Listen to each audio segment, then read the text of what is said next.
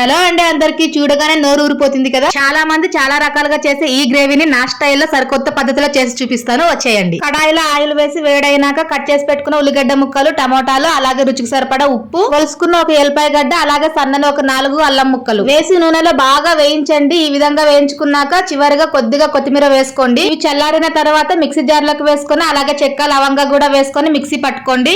ఇప్పుడు మరో గుండెల్లో నూనె వేసి వేడైనాక ఉల్లిగడ్డలు, టమోటాలు వేసి అలాగే శుభ్రంగా కడిగి పెట్టుకున్న చికెన్ ముక్కల్ని ఇందులోకి వేసి నీళ్లు మొత్తం ఇంకిపోయేలా ఉడికించాలి. చికెన్ లో సగం నీళ్లు ఇంకిపోయాయి అనుకున్నప్పుడు ఉప్పు, కాస్త పసుపు కూడా వేసుకోండి. చికెన్ లో నీళ్లు ఉండిపోతే మాత్రం చికెన్ నీచు వాసన వస్తుంది. చికెన్ లో నీళ్లు మొత్తం ఇంకిపోయాక 2 స్పూన్ల కారం వేసుకోండి. ఇలా ఉప్పు కారం వేసిన తర్వాత ఒక ముక్క తినడం అంటే చాలా ఇష్టం. వంట చేసేటప్పుడు అలవాటు మీకు ఉందా? ఉంటే ఒక కామెంట్ చేయండి. ఇప్పుడు ఇందులోకి మనం మిక్సీ పట్టుకున్న మసాలా మొత్తాన్ని కూడా వేసి తగినన్ని నీళ్లు వేసుకోవాలండి. మీకు గ్రేవీ ఎక్కువ అవసరం లేదంటే నీళ్లు వద్దు, ఇదే సరిపోతుంది.